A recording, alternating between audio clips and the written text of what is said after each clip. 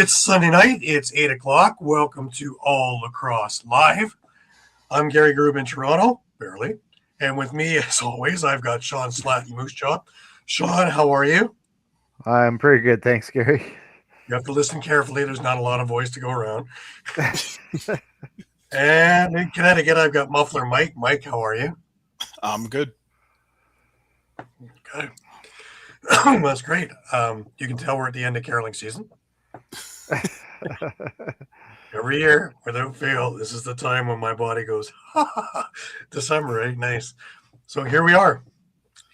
But we had a slightly busy week. We had a few things to talk about as well. Just before we get rolling, of course, as always, just a reminder that all of our episodes are streamed live across Facebook, Twitter, YouTube, and also Twitch. Remember to hit the subscribe, follow, and like buttons. Always share. Please enjoy all of our affiliates across the Streampunk Entertainment Network, like Fly Like an Eagle, like Hardcore Sports, like Keep It in the Ring, Streampunk Cinema, Streampunk Combat, CFL shows, soccer shows, etc. If you missed a show, no worries. You can grab all of the shows on one of the Streampunk YouTube networks, which of course includes Streampunk Cinema, Streampunk Combat, and of course, All Lacrosse, all the time. If you come to our network, please share, tell everybody about us. Also, when you find us, you'll see that we have our library of shows, interviews, retro games, fights, including goalie fights, as well as much, much more, and more coming all the time. And remember, you can stay up to date with all sports by visiting streampunkent.com with great articles from our huge staff of contributors. Also, a reminder that our show is brought to you by 60. 60 is Canada's newest and most exciting sports uniform and teamwear brand, delivering top quality uniforms and teamwear that reflects the spirit and identity of each team. Their commitment to innovation and style sets them apart, ensuring that every customer experiences the perfect blend of style and functionality. Unleash your greatness with 60. Add Lax Talk 10 for a 10% discount on your order. To get to them, you can go either on the QR code on our screen or go to Instagram at sweet_60. Email them at info.sweet60@gmail.com or go directly to their website at www.sweet60.ca/60. Well, guys, a couple of things to take a look at right off the hop. First of all, the NLL signed yet another group, and in their press release, the National Lacrosse League announced a partnership with Octagon to serve as their exclusive representative for the league's media rights. The agreement comes at a pivotal moment as the NLL's current rights deal with TSN and ESPN following the 25-26 season. Octagon will guide the league through its upcoming rights negotiations and long-term media strategy as the NLL continues its significant trajectory of growth, digital expansion, and fan engagement. Partnering with Octagon marks an important next step in the evolution of our media strategy, said Brett Frood. As we approach the end of the current rights cycle, we are focused on broadening access to our sport, strengthening our digital footprint, and aligning with partners who share our ambition for growth. Octagon's expertise, relationships, have proven track record in global media rights, make them an ideal collaborator as we shape the next chapter of NLL distribution. Interesting. So there's going to be a lot more hands in the pot for this next negotiation. Hopefully it's a very long-term deal, and hopefully it's one that's helps the owners out, helps the players out, and more of a not pay-as-you-play kind of ideal.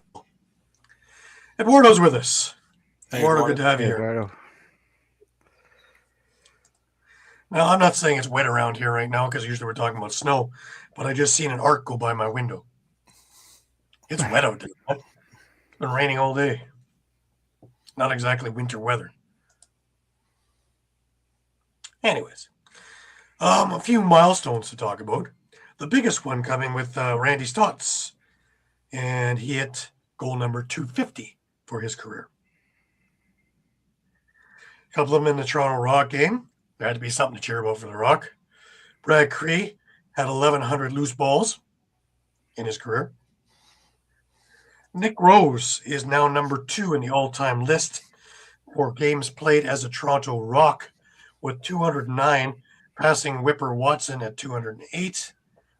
Colin Doyle is the leader at 218. So by the end of this season, Nick Rose should be the number 1 person if all things stay the same. Toronto also had a signing this week of Dante Mancini from the Oakville Buzz to a 3-year contract and is now on the practice squad. Now, we have been talking this week about Jack Hanna. And at one point, he'd signed an offer sheet from Colorado as a restricted free agent. However, that meant that Vegas could match and did. So they did sign him. And then this morning, we got news of the trade that sent Jack Hanna to Colorado. And in return, the Las Vegas Desert Dogs got a compensatory first-round pick, 2026, first-round pick in 2027, and a second-round pick in 2028. That is a lot for one player. Mike, thoughts? Yeah, so a couple of things. I'll kind of clarify the compensatory first-round pick that they're sending is the one that they're receiving from San Diego in the Connor Robinson trade. This is not the conditional first-round pick that they're getting from or that they're sending to Georgia in the Andrew Q. Connor Kelly trade. And it's important to make that distinction because the condition for that pick from the Q Kelly trade is that if Colorado finishes in the bottom 5 of the standings this season, that pick that they sent to Georgia comes back to Colorado as a first-round pick in 2028 instead of a conditional for next year. Interesting. Shawn, what are your thoughts on this? Yeah, I think kind of Mike brought it up off air. I'm almost thinking Colorado maybe paid a bit too much for Jack Hanna in this one. He is a very good player. Let's not beat around the bush on that. I don't know whether he's worth 2 first-rounders, though. And a second. That seems like, and a second-rounder. That's pretty. To boot. It's quite a bit. Yeah, right? it's a pretty hefty price tag to pay for him. But kudos to Sean Williams for someone who's not going to play for them to be able to squeeze this much out of it when really his hands were to the. Vegas is making fire, eh? gangbusters. I think they're set up pretty good now with a couple first-round picks now off of that. Oh yeah. Yeah, no. I still think when your hands are to the fire or feet are to the fire. Jack Hanna has already, in his own statement, said it would be in his best interest to play in Colorado for outside things, work and other things. And that kind of limits where you can trade him. And he was still able to get 2 first-rounders and a second-rounder over the next couple of years. I think that's pretty masterful dealing. Well, yeah, because it kind of puts the negotiation power on Las Vegas, right? Because, he asked if Colorado's the only one there. So, I mean, that fact, you got all the chips, right? Like, he wants to move, that's the price you're going to pay, period.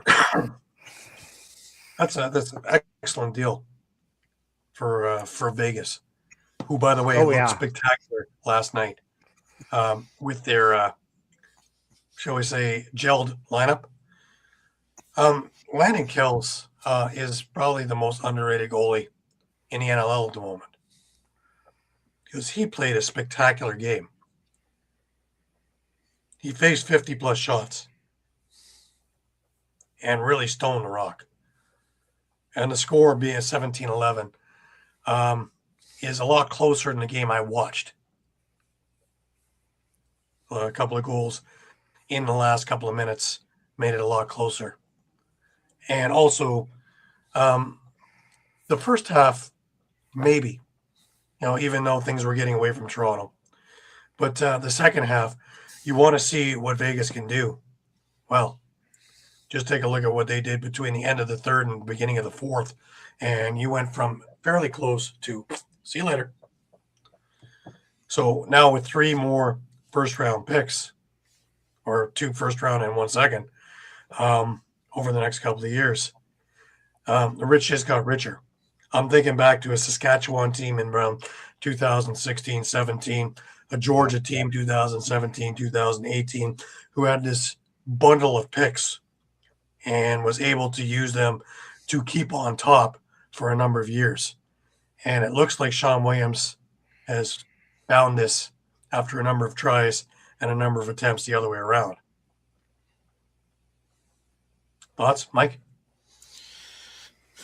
Yeah, I mean, I'm going to look at it from Colorado's perspective, and yeah, I've got that. I've got the little banner down there. The fact that we're already hearing about this is wild to me. For Colorado, I mean, even if they overpaid, they're getting, like Shawn said, a decent player. Is he, top 10 player in the league? No. But they're in dire need of help on the right side. Mm-hmm. Yeah. And pretty much if Colorado was going to tank, which, this is not something that we see in this league. If they were going to do that, they wouldn't have made this deal.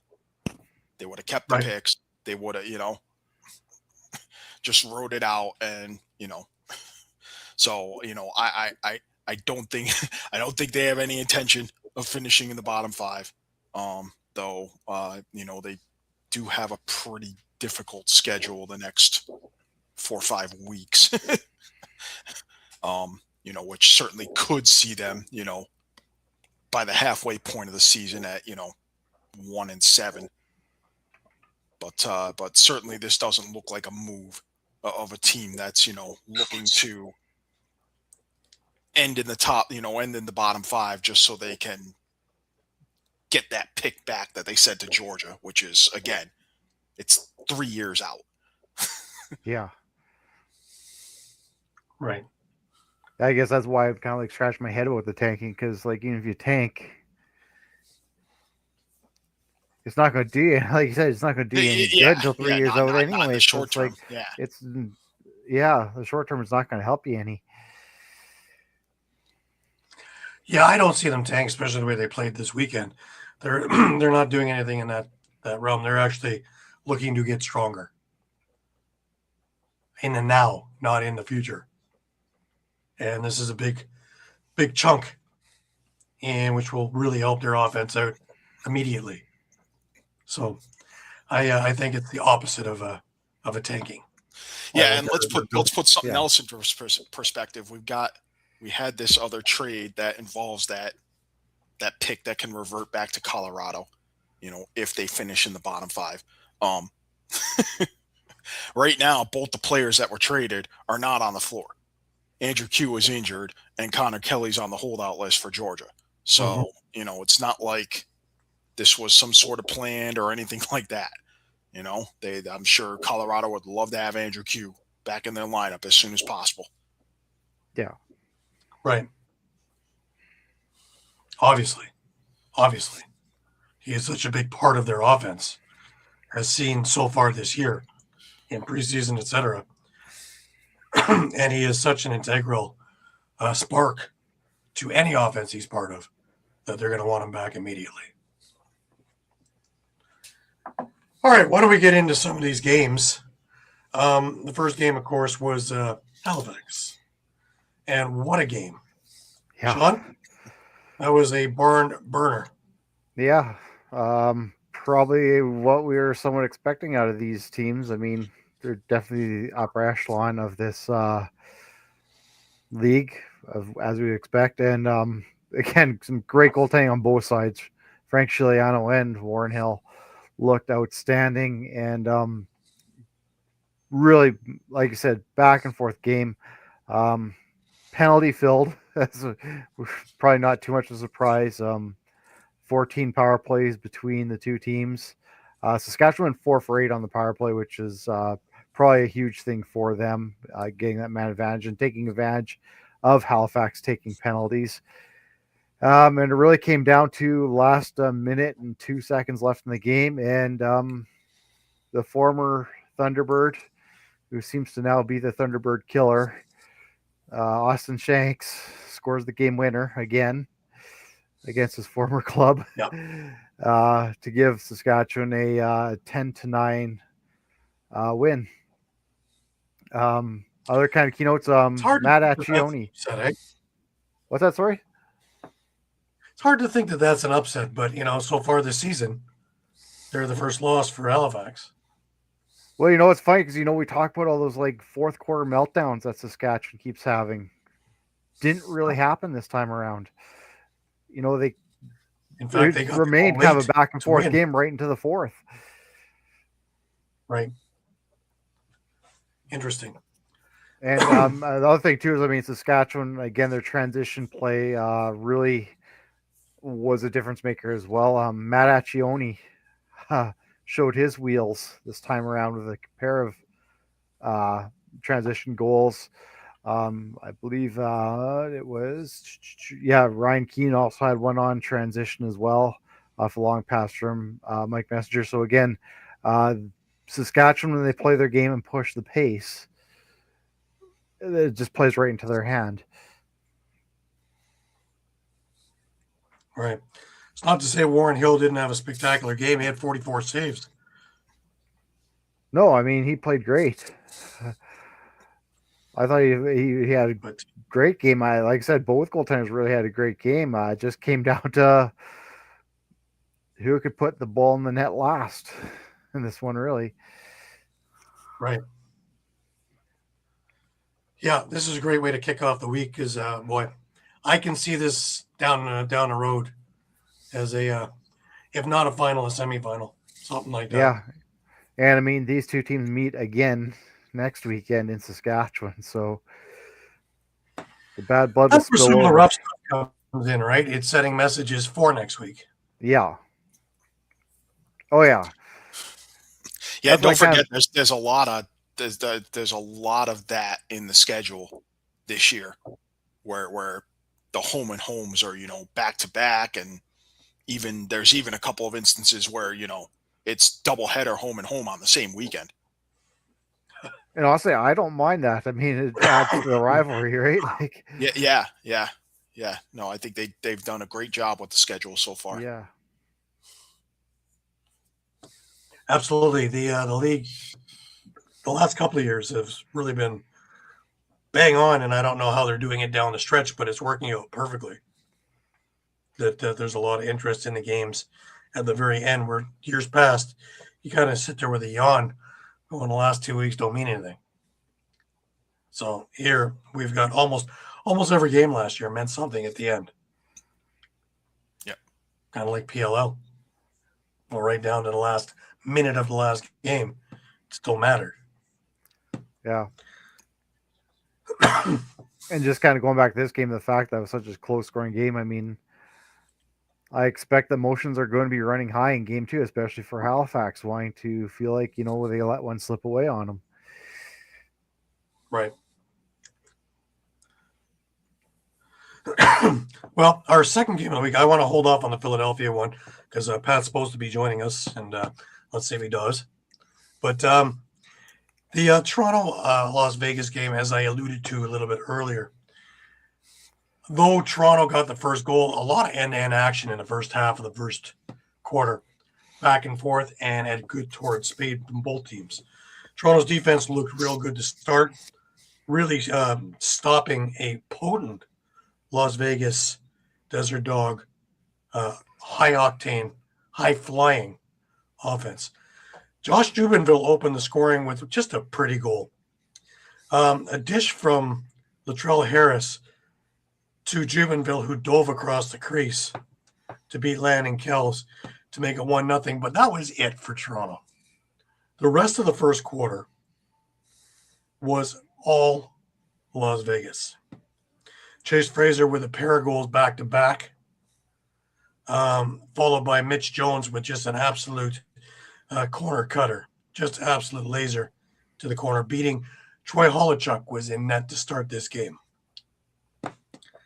Why, I don't know, but he was. But this will change midway.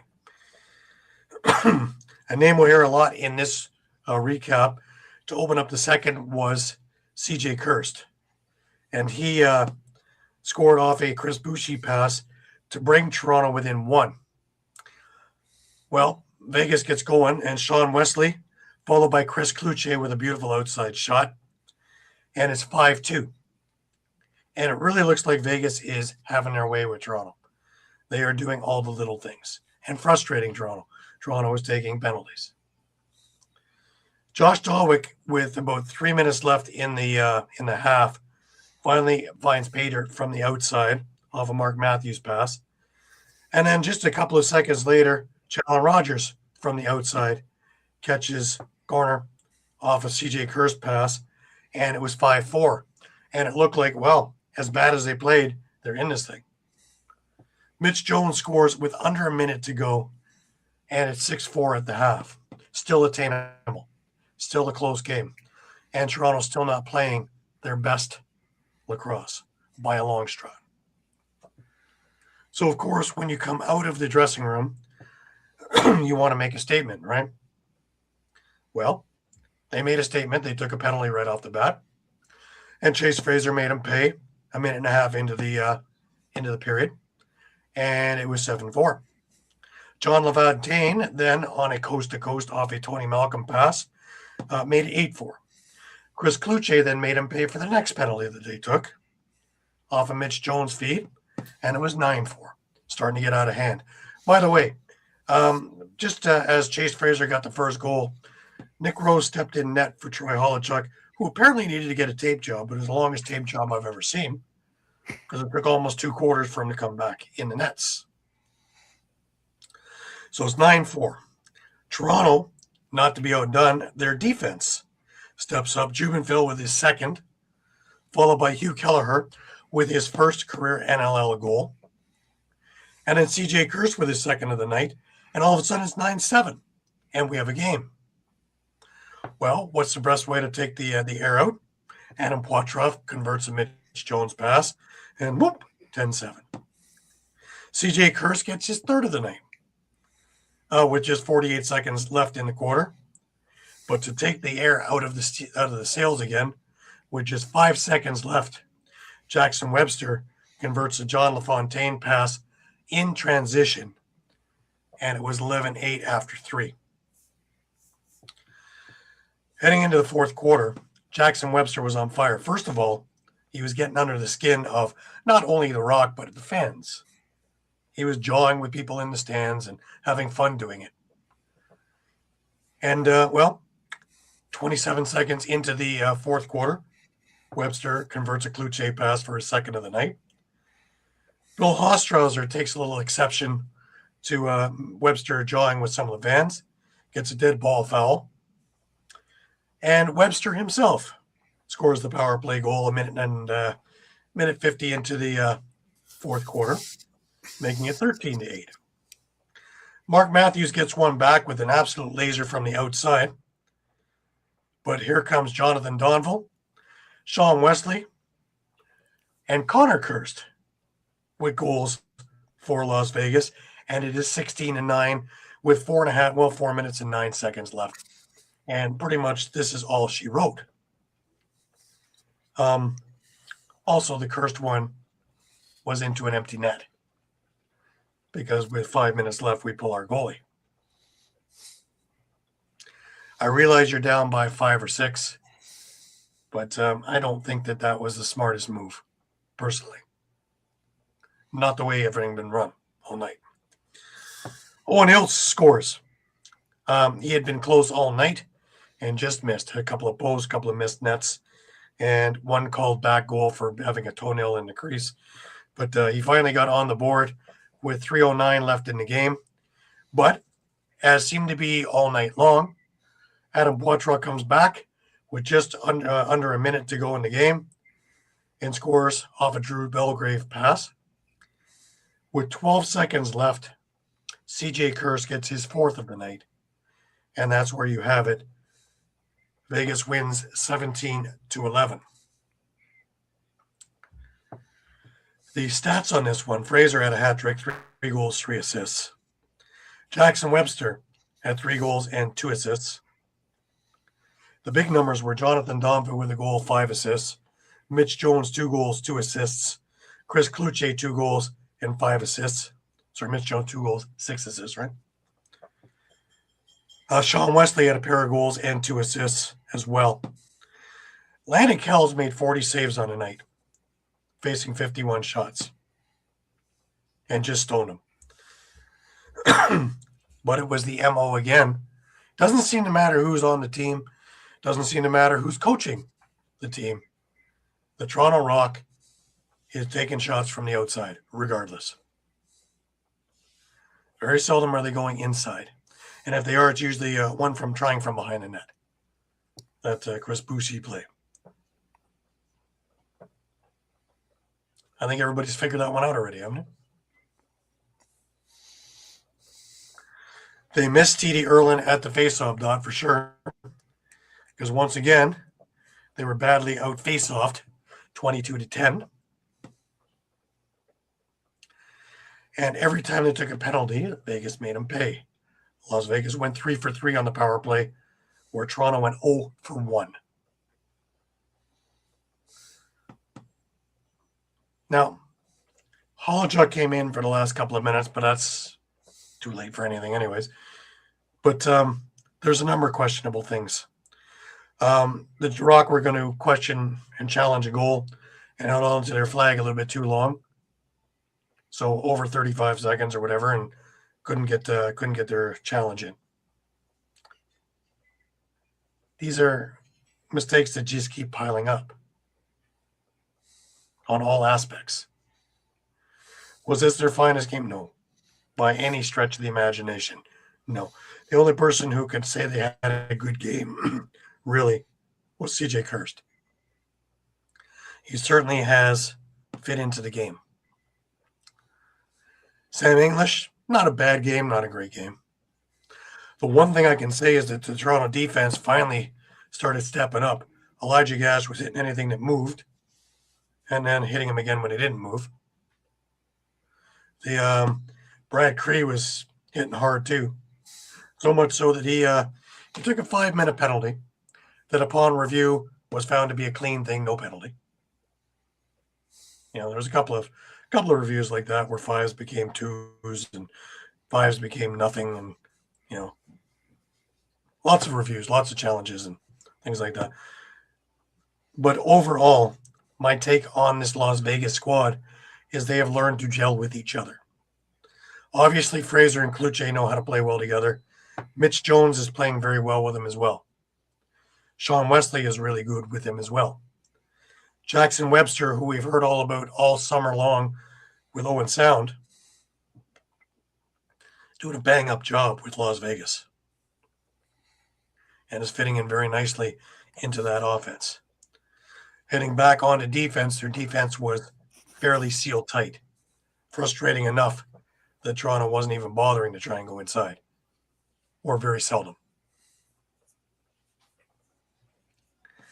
So they have a little bit of thinking to do because their next game after a bye week is against San Diego in San Diego. Their game after that is in Rochester. Their game after that is in Georgia. And we'll get to that game soon. I think they found whatever's ailing them. So those are 3 very tough games back to back to back, all on the road.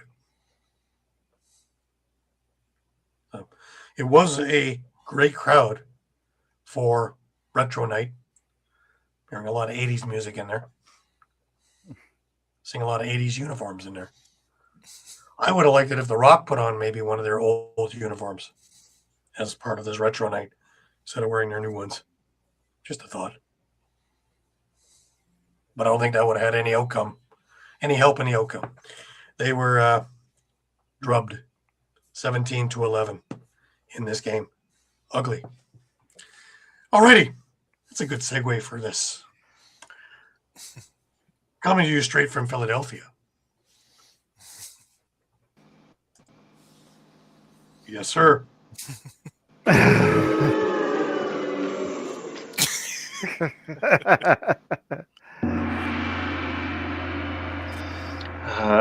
Hello, gentlemen, and I'll use this term loosely.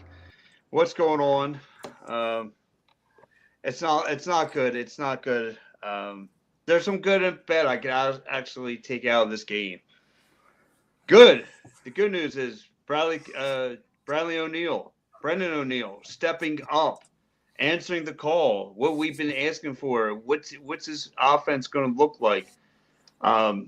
He's going to be the guy who's going to have to answer the call and step up, and he did. 6 goals, 2 assists. Not a bad day for Brendan O'Neill. 2 power play goals back to back. Looked good, but again, we knew after the Ottawa Bears losing to the Desert Dogs, we knew that they were going to come out with a punch, in which they did. Do I like seeing Zach Higgins happy in the South Philly? No, I don't. But I can't knock the guy. He has every right to You be weren't going to happy. ruin his birthday, were you? I You was weren't going to trying ruin his to. birthday. Huh? No, I wasn't gonna. I'm the least of that guy's words. I'm not even. Today's his birthday, so what a Oh. present it was. Congrats, getting a win of his old club. But no, I gotta give like I said, the Ottawa Bears put the foot on the gas pedal in the first quarter. The Wings kind of came back, gave them a battle, which I didn't see coming. And then they fell apart in the fourth quarter. I don't know what happened, but the Wings were up on the Ottawa Bears, up by 2 in the fourth quarter, and then the Bears just took over the steering wheel and said, "No, let me drive," and they did, and they won 16-11, 16, and I feel okay with. I don't know if that's okay to say okay with a loss, but I guess I'm okay with Bradley O'Neill stepping up. I take this season for what it is. I don't think this is going to be a playoff, but again, to see the improvement of Brendan O'Neill taking that next step, kind of happy with that. Yeah, I mean, Right. I think it's worth pointing That out. is a good sign. Yeah, I mean, I think it's worth pointing out a couple of things. Obviously, obviously Deacon not having to step up and play in net, because of the. We assume we assume Nick Damoud served his suspension. Was handed a 1-game suspension from the misconduct for the fight he had with Rylan Hartley last week. That's obviously never a great situation to be in. To have to come in, and do that spot start duty. But I will give kudos to Philly for rallying, and this actually goes to a point with Ottawa. Ottawa has managed in every single game so far this season that they've played to allow their opponents to go on a run of at least 6 goals or more in every single game that they've played. So Philly's part of that group, with their run in the second half of the third quarter into the fourth quarter there. I think it could have been real easy for Philly, to kind of roll over, when they were down 9-4 in the third quarter. And we kind of said the same thing in the game against Rochester when Rochester was up big. So, I still think it goes to kind of our kind of collective viewpoint that the Wings are going to perform better in lower scoring, tight defensive type games, like the win they had against Colorado, that they're going to be able to excel better in those games. But at least now this game got to kind of that shootout sort of feel to it, and for the for at least some of that second half, Philly was able to keep up and even take the lead there. Listen, look, I didn't expect them to win. I was glad to see, like you just said, Mike, I'm glad to see them to give them the dogfight, give Ottawa, they push Ottawa to their limits. I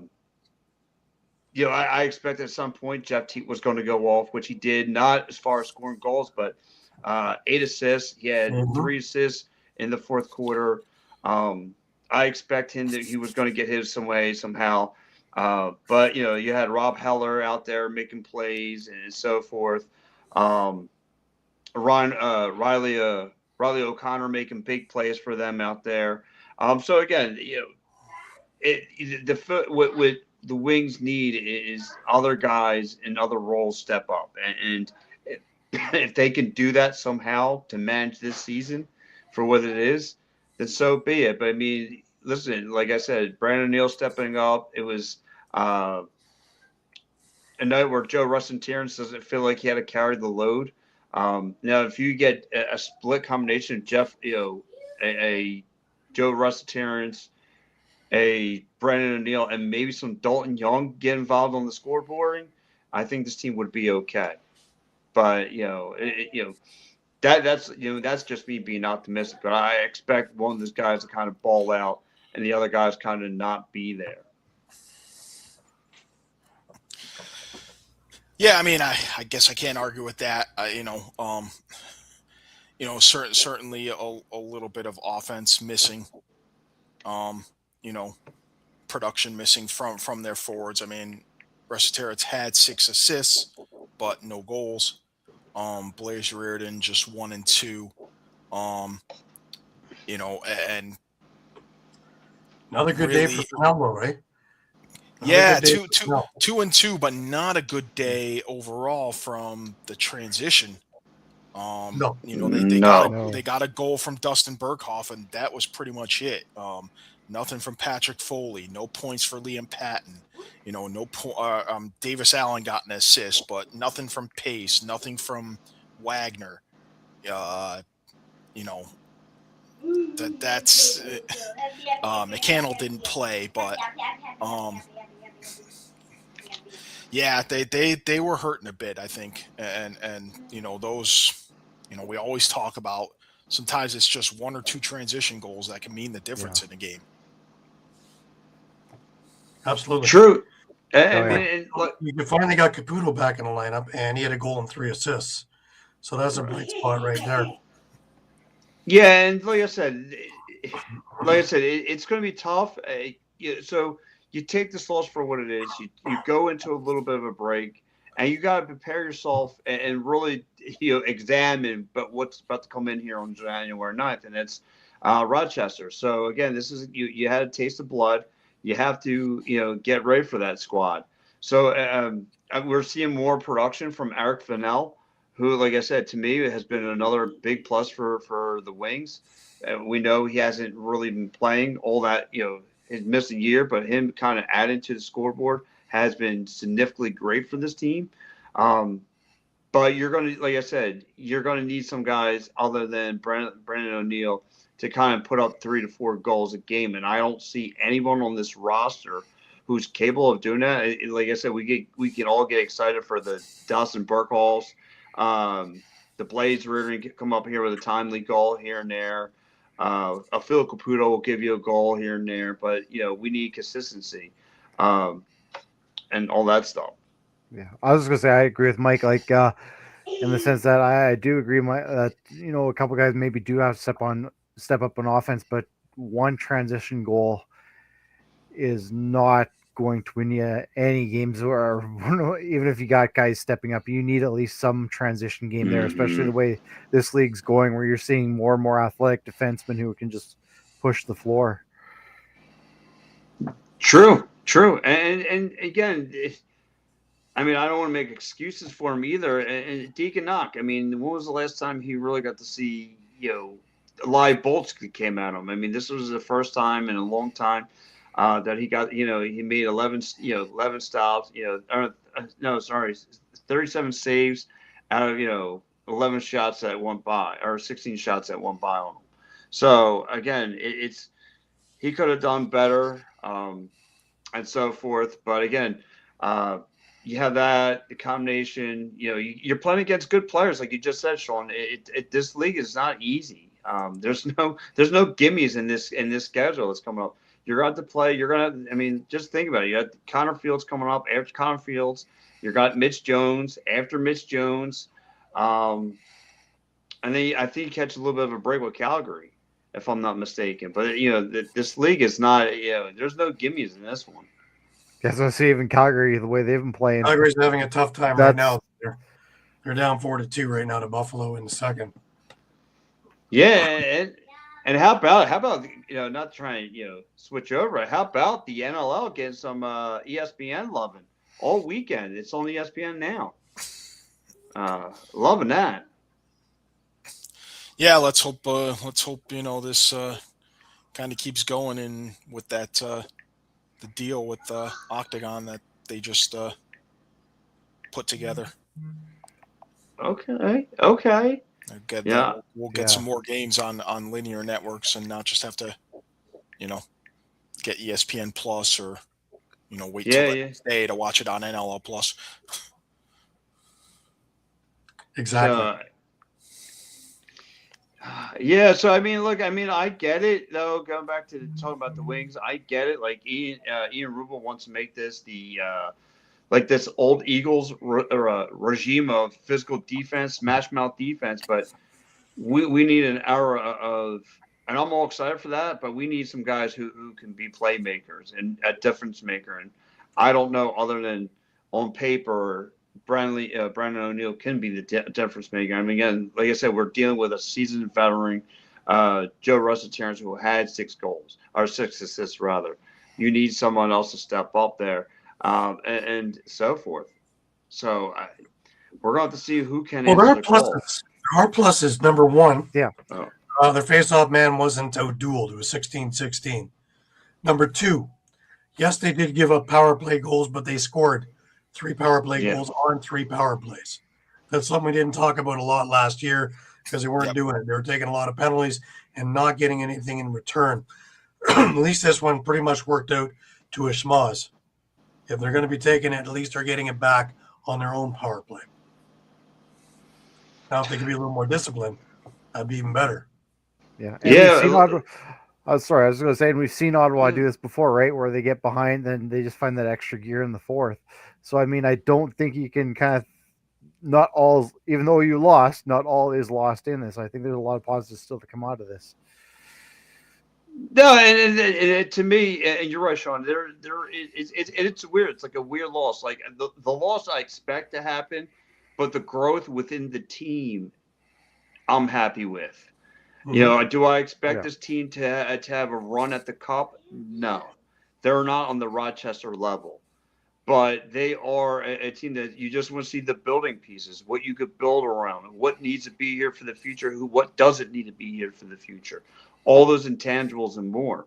Like I said, does the schedule get any easier? I'm looking at their schedule now. You got Rochester, the Desert Dogs, and then you got a back-to-back with the Seals, and then you finish it off with Buffalo. It's not going to be pretty, but that is a gauntlet. That's a gauntlet of any stretch. But again, just to see the growth and players stepping up and elevating their games, I'll be okay with it. I agree. We talk about teams like Vegas and even to an extent Toronto who have rebuilt. Really, Philadelphia goes in that thing because there's an entirely different conglomerate of people in this squad. They revamped the defense. They lost big pieces of their offense. So, it's going to take a little bit of time. But I think the nucleus that's there is stuff that is build worthy. It's not one of those, well, we're bringing it up. No, we're tearing it down. No, we're bringing it up. No, there are building blocks there that they can really build around for long-term success. And you're absolutely right too, Gary. I mean, it's a long-term success. Again, we just saw one of Brendan O'Neill's best games, last night. We saw one of his best games. Yeah. So, and we know Paul Day, he's not going to sit on his hands and let this go. He's going to take what he needs and work around it. He's one of those GMs I know that it's constantly busy. He's constantly on the phone. He's constantly moving things in and out. He's constantly, training out draft picks and for other things. Like the guy's constantly, working. So Paul Day ain't going to sit around and let this thing completely fall on his face. I mean, he's going to try and, make some minor moves, maybe at the trade deadline and all those things. But right now, I mean, the key is rebuild. The key is building around your core group for next year and see what goes on from there. Like I said, I don't know if Paul Day made somebody in the NLL front office mad according to the schedule, but that's a whole nother story. Right. But no, I mean, honestly, and just like I said, and how much effect is the Ian Rubel message going to be with that smash mouth defense, and see how it plays out. Very true. Now, I'm just looking at the scoreboard here. It's 4-3 now, Buffalo and Calgary. It's going to be a hell of a second half when this thing is rolling. Wow.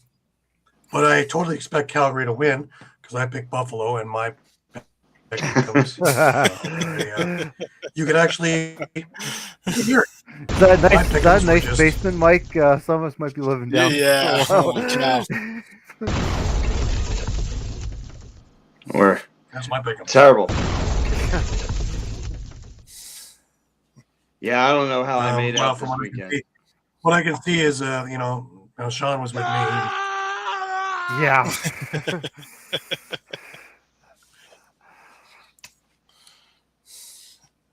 We looked at yours and just. We're all there, huh? We're all in the basement. Did we all do bad this week? Gosh. Yeah, right now.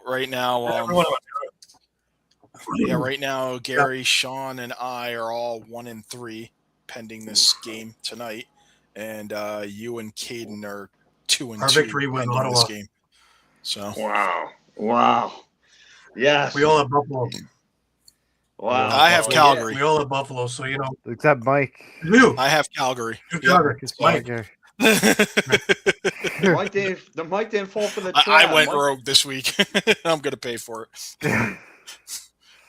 It doesn't look like it, no. It doesn't look like it's going to be that bad. Yeah, it doesn't look like it's going to be all that bad, no.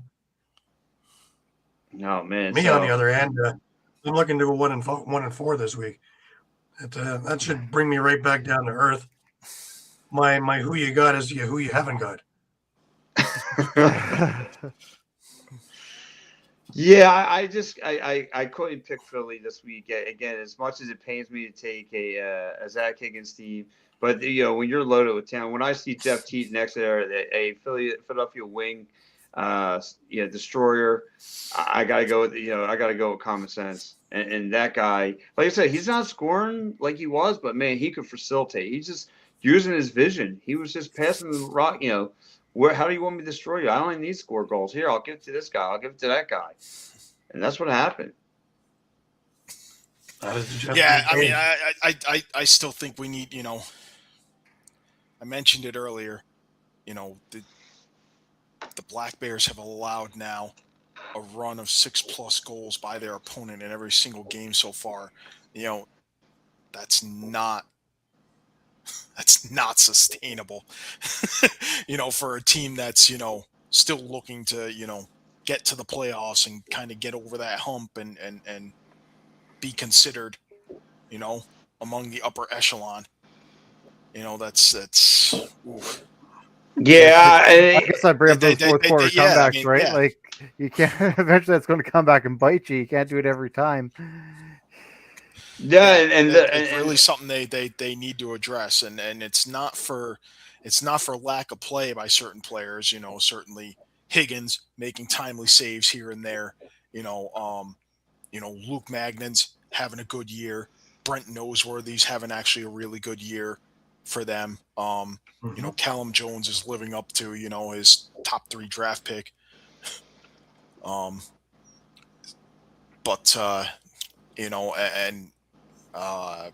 I guess another player I would note is, Nicholas Volkov, who they got from Oshawa, is having a pretty good season as well.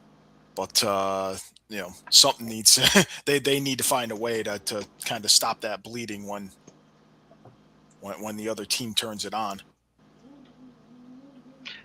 Yeah, that's true. Ryan, welcome. Ryan, what's up, my guy? No, it's yeah. Listen, you can't be playing like that. Like, you're lucky the Philadelphia Wings are a feasible opponent. Like, yeah, you can afford to make that mistake, and then like Shawn said earlier, you could switch things into the fourth gear and take over a game because of the talent that you have. But the defense and the goaltending's got to be better. I mean, like you said, if you're going to have patches, during the game where you're going to get lit up, teams like Rochester, once they hit you to the canvas, you ain't getting off the canvas. You know what I'm saying? Like, they're gonna put you there and leave you there.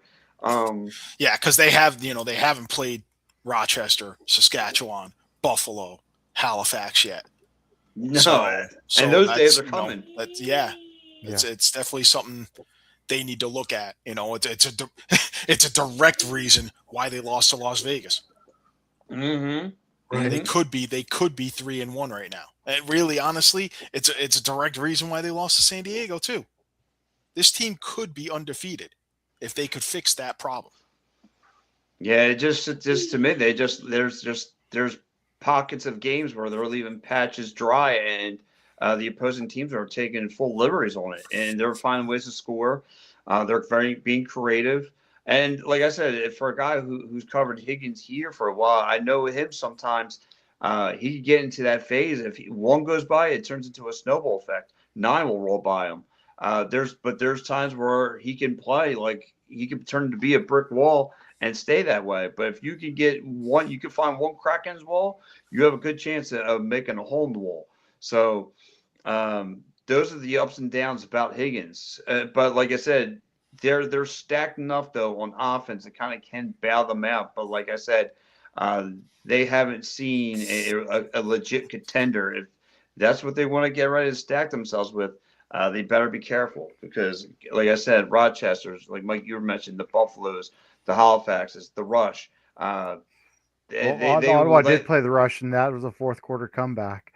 Again, it was same thing with Philadelphia. It's those fourth quarter comebacks the same thing, like Mike said, Saskatchewan, I think, on a 7-goal run and got way ahead. It was that fourth quarter comeback. But again, I agree. The Buffaloes, the Halifaxes, the Rochesters, if you do that, they're going to put their foot on your throat. Mm-hmm.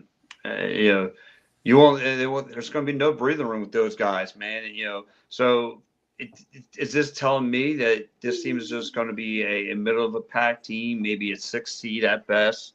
They'll be a talent of making to the playoffs probably, and it's crazy because I'm a big Jeff Teef guy. I like his game. I like to see him make a splash, but I from what I'm seeing now, from the little sample size I got from the Ottawa Bears, they're not going to be making much of a run. Not like this. Right. Just for you keeping track at home, it's now 4-4 with 3 minutes to go in the second. That's looking pretty good, Mike. Mike, they're looking pretty good. Yeah. The jinx of putting the jersey on my door's working. The jinx of putting the Buffalo jersey on my door's working. Yeah. Gosh.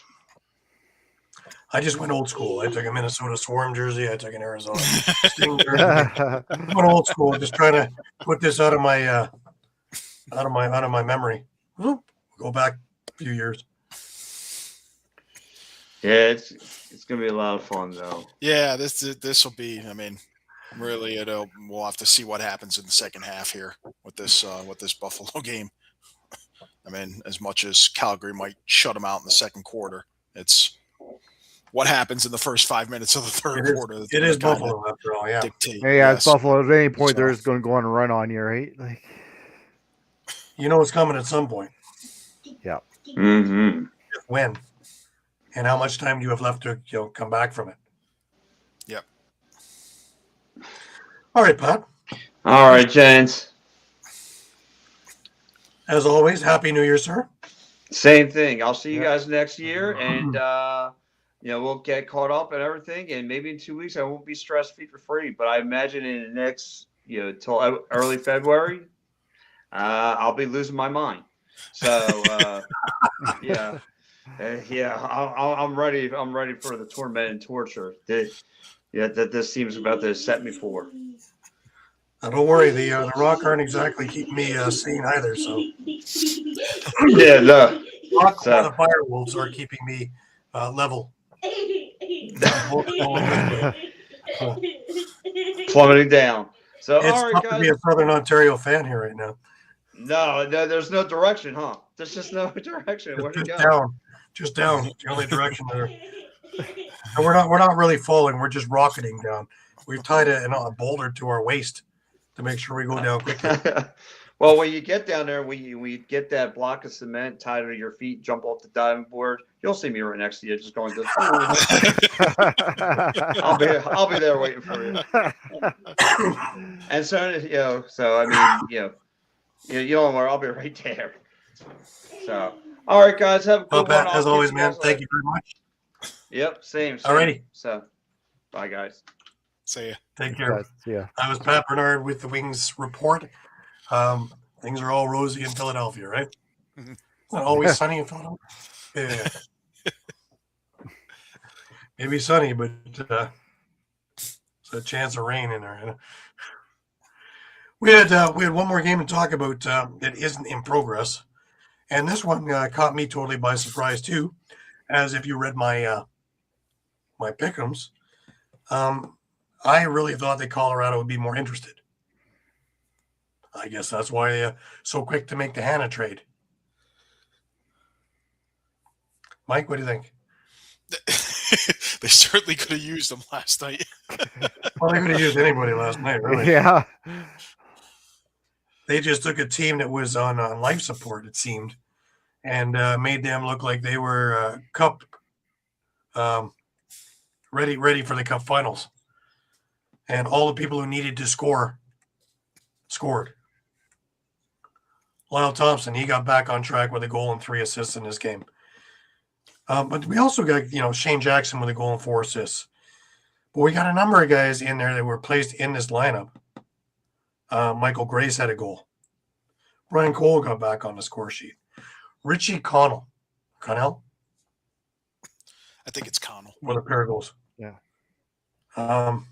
Mike Manley had a goal. Wow. Jordan McIntosh, he is becoming a scoring machine week in and week out now. And Caleb Benedict back to making me look like I'm smart again. Remember, I've been touting him for the last couple of years. He's doing a damn near impossible, making me look smart. So, Buffalo's got the lead, guys. Sorry, Mike. Plenty of time. You're right. There's 10 seconds left in the half. Anyways, for Colorado, it was very quick. Very quick. I can say that Owen Ron got a goal. I can say that Connor Knock got his first goal. And Dylan McIntosh got a goal. The only bright spot in their lineup was Ryan Lee was in on all 3 goals with 3 assists. Other than that, really, I don't have a lot to say about Colorado. Their shots on goal weren't many. Ryan Lee had the most shots on goal with 7 on the night. Yeah, their scratches were Braden Saris and Thomas Vella, which maybe is a bit of a head scratcher. Yeah. As far as their offense, I mean, we saw plenty of. In addition to Owen Ron, I think this might have been Owen Ron's first game this year. Right. But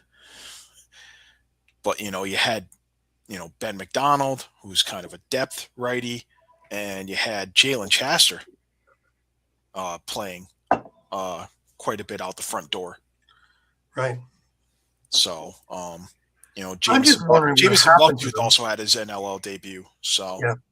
Yeah. I'm curious what happened to them at the half. It's 4-3 at the half, and they never came out for the second half. Georgia just absolutely dominated the second half, especially the third quarter. yeah, no goals after that. So, Yeah. No,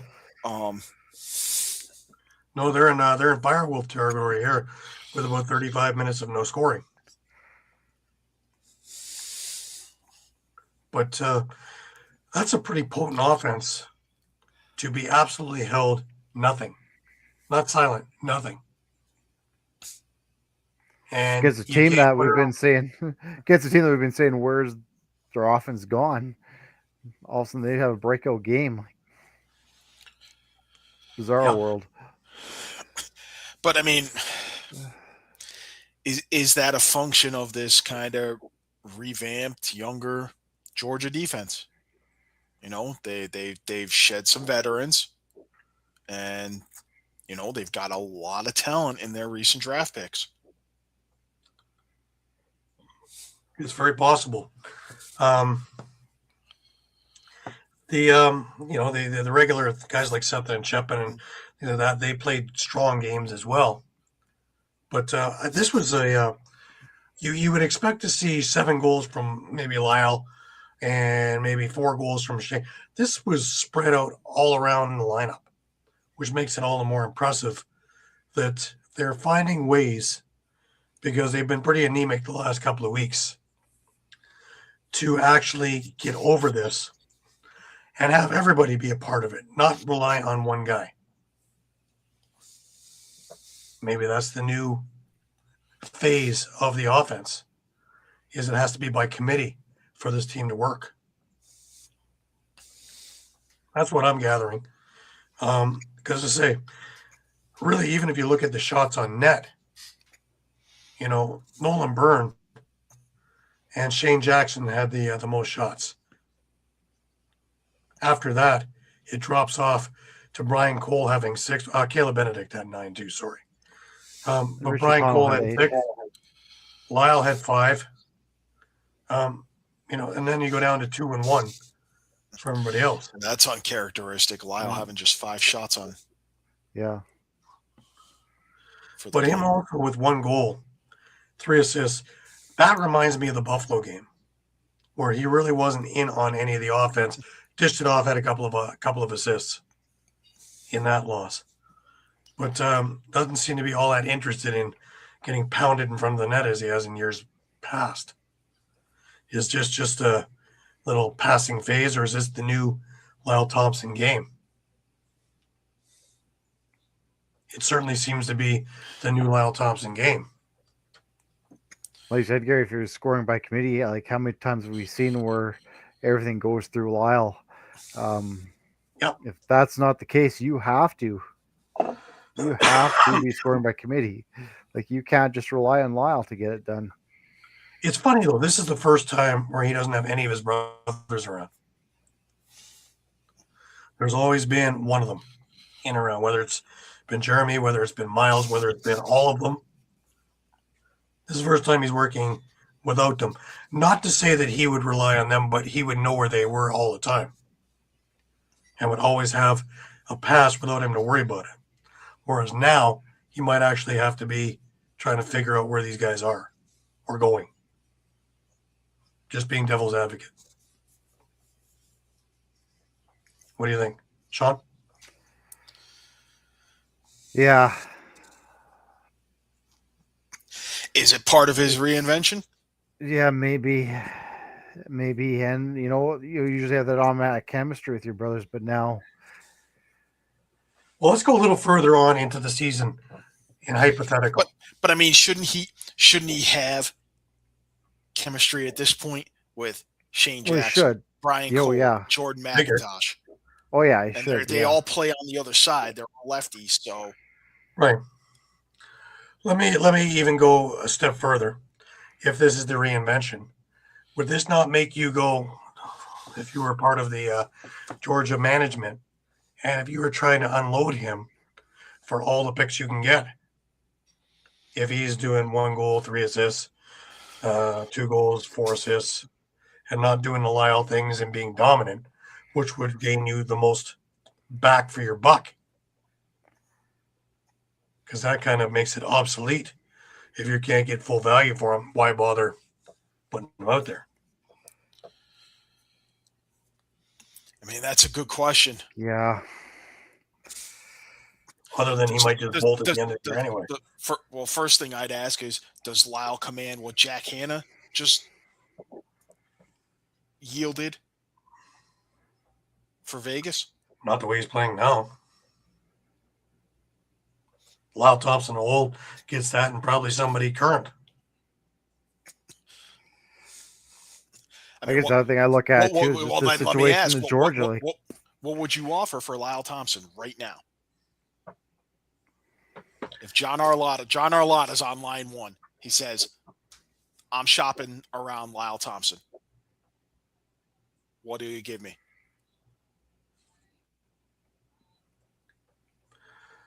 I still think at least 1 first rounder. I would go with 2 firsts, but it'd be 2 separate drafts. Okay, because Hannah's is too. I think Hannah's is successive. Yeah. It's the compensatory Successive, but it's also a second round pick also. Yeah, it's and the a first second round rounder in pick. 22nd, and then it's the second rounder in 28, I believe. So it's 26, 27, 28. Right. So maybe a first and a second right now is what I'd be offering, but nothing more. I would not scratch my head I would about not mortgage my future for this right now. If Georgia's still a playoff team, do you risk getting rid of a piece like Lyle? Just for the Are they still a experience. playoff team without him? I don't think you can. Are they still a playoff team without him? When's the trade deadline? February. Early March. End of February, I think. Late February? Probably. That's what I'm just thinking. Like, sit on it just a little bit more to see where you're sitting on the standings, whether you're going to be building or not. Like,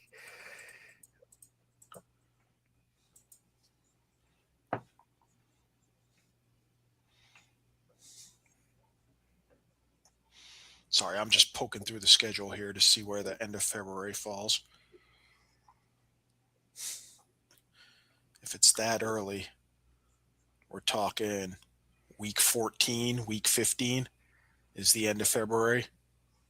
And remember, week 14 is that huge week that has 10 games. Right. Right. Last year was March 10th. So I'm assuming it's somewhere in the neighborhood of that now this time around. Yeah, I mean, if it's around there, I mean, March 10th is a Tuesday. That's right after week 15. Right. I think by then you'd have a pretty good idea where you're sitting. Yeah. Yeah, because the year previous was March 12th, so it's in and around that week there. So, well, you would know if you're a playoff team or not, for sure. By then, for sure. Oh yeah. Well, I mean, especially if it's after week 14. That's such a huge week. I mean, there's so many teams with double headers. Right. That weekend.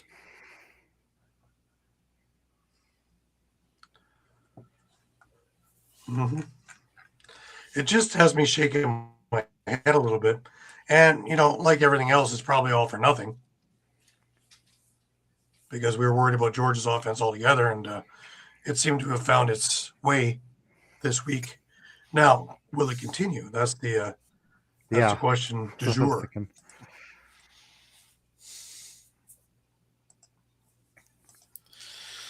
But that's they have. I think they have a. Even then, I mean, it's 12 goals. I mean, it's not like they lit the lamp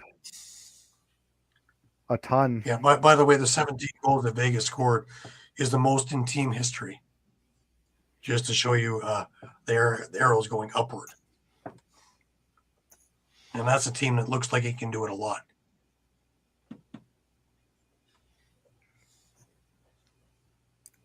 And they're big. That's the other thing, too. They're deceivingly big, whereas Georgia isn't. Brian Cole is. But the rest of them not that big.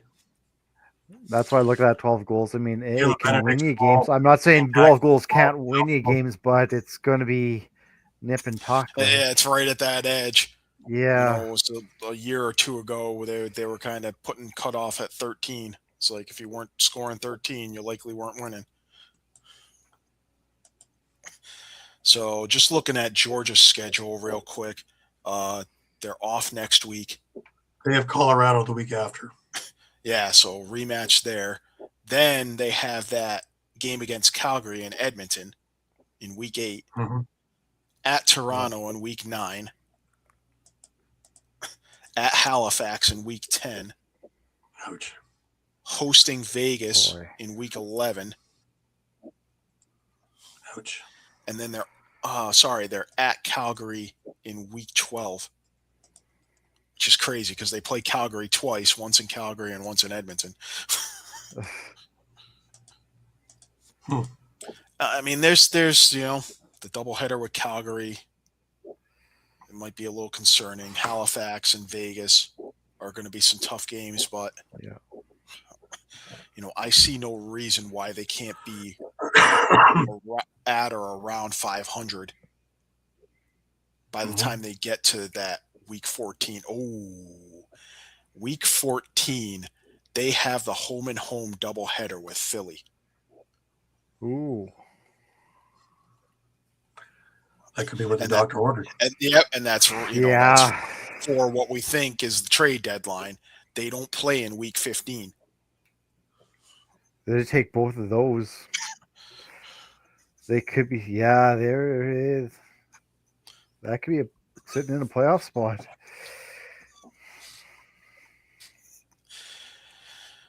And then after what we think is the trade deadline, hosting Vancouver, hosting Halifax, at Ottawa.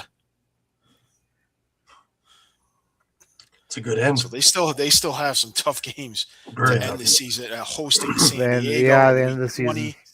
They have Rochester twice in week 21. They have another home and home doubleheader in week 21 with Rochester. Man.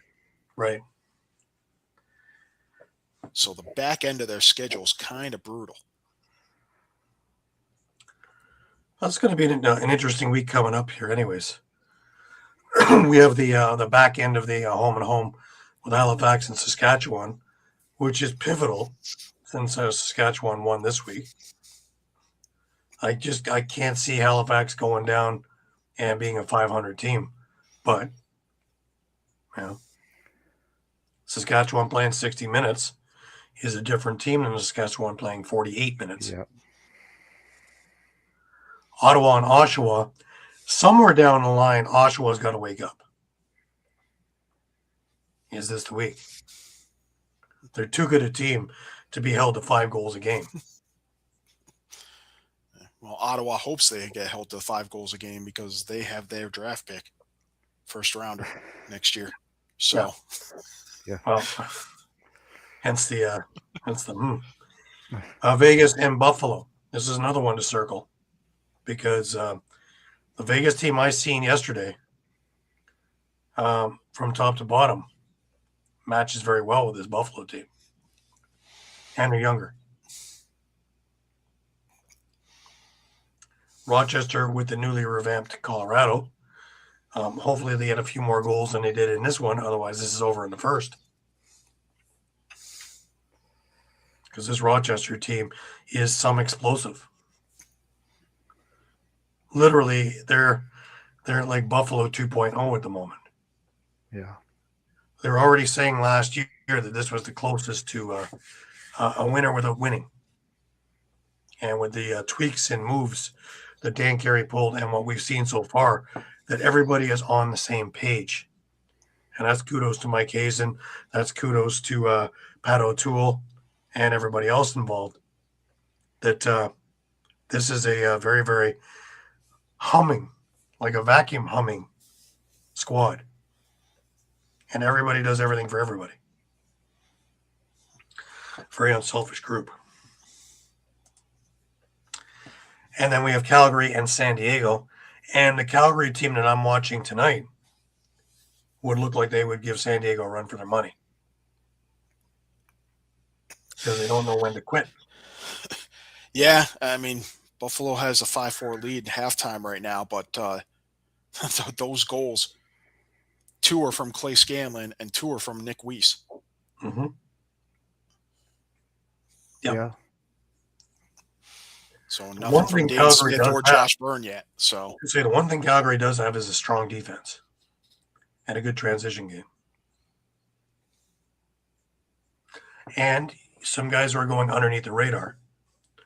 The Noah Mannings, Hayden Dixon, Braden Maillet. Braden Maillet, yeah. Braden Maillet is something else, isn't he? We knew that already from what we saw in the summer here. But to see him in NLL form doing the same thing is A, is heartwarming, and B, this is a long time in coming, I think. Yeah, and I mean, let's not underestimate the fact. Let's not underestimate the fact that these guys now don't have to necessarily defer to the likes of Curtis Dixon, Dane Doby.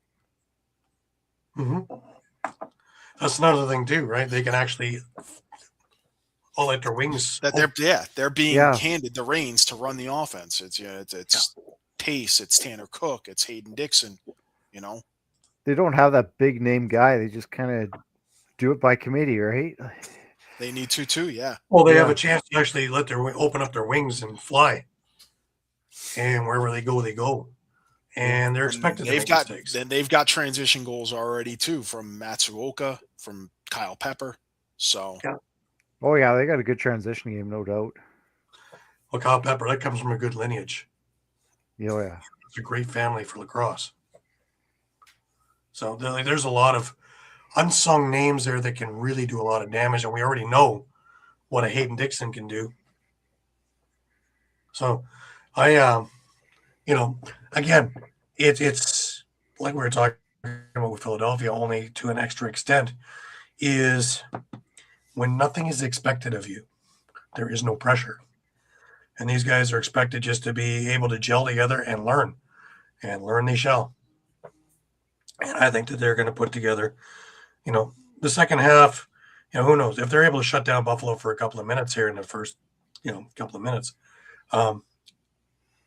This could be a whole interesting event because their defense is strong enough to keep this to be a very tight game. And like we mentioned before too, I believe we talked about last week with Aiden Walsh. I mean, he's not looking over his shoulder anymore. And he just can play loose. No, he's able to play. And he looks like he's very comfortable in that role now. Where every time Vancouver, where he's looking over his shoulder saying, okay, when do they trade for Christian Del Bianco? So I'm just Well, even when they had Connor O'Toole behind him, or before that it was Aaron Bold, it was any mistake he made. Am I being pulled now? Now he's allowed to make the mistakes, and he's allowed to learn from the mistakes and move forward and try things and be himself and, play relaxed and be the goalie he can be, the one they drafted over in Vancouver. So that's a big burden off his chest when you're not looking at everything being under a microscope. Nobody can work like that. And it's really showing now, right? Like he's pretty good goalie, eh? Yeah. I'm pretty sure the people in Buffalo are saying that right now. But, there's still 30 minutes to go, so wait to be seen. Anyways, just a reminder to everybody that we are on Facebook, we're on Twitter, we're on Instagram, we're on Thread, we're on YouTube, as well as on www.streampunkentertainment.com. Please check us 3, 4, 5 times a day as we are up to date, as the news is always changing, and we have our fingers on the pulse of the situation. It is our privilege and our pleasure to give you all the information up to date and accurate. That'll more or less do us for the week. Shawn, let's go to last words with you. Yeah, just looking forward to next week. I think there's, as you mentioned, kind of a ton of interesting games. I'm looking forward to a slugfest in Saskatoon Friday night Yeah. because there's going to be some chips on some shoulders in that home and home series. And then I'm looking at the Las Vegas Buffalo game too. I was really looking forward to seeing whether this is the real deal with Las Vegas and whether maybe we're seeing a bit of a slide with Buffalo. Happy New Year, guys. Definitely, Sean. Mike, last words to you. Yeah, definitely. I mean, especially if Buffalo, loses this game to Calgary, see how they respond against the Vegas team that's, obviously trending upward and they might be gripping their sticks a little bit heavier than. Yeah. That could be very, very interesting. I want to wish everybody a happy New Year. Just as a scheduling note, New Year's Day, of course, is on Thursday. So NLL Lacrosse Talk this week is on Friday. And our special guest this coming week is none other than Kristen Del Bianco. So 4 o'clock Friday for NLL Lacrosse Talk for this 1 week. We did a show earlier today with Graham Bergsma, and if you haven't had a chance to watch it, it's on YouTube now as well as on all the lacrosse pages. It'll be up on Spotify, I believe on Tuesday, because our show will be up on tomorrow morning on Spotify. So spaced out for just your listening pleasure. But again, I want to thank everybody for being with us week in and week out, and for staying with us late into your Sunday evening. We appreciate everything, as always. I want to remind everybody to keep their stakes high, keep their spirits higher until we meet each other again next Sunday, 8 p.m. Have a great week. Happy New Year, and see you 2026.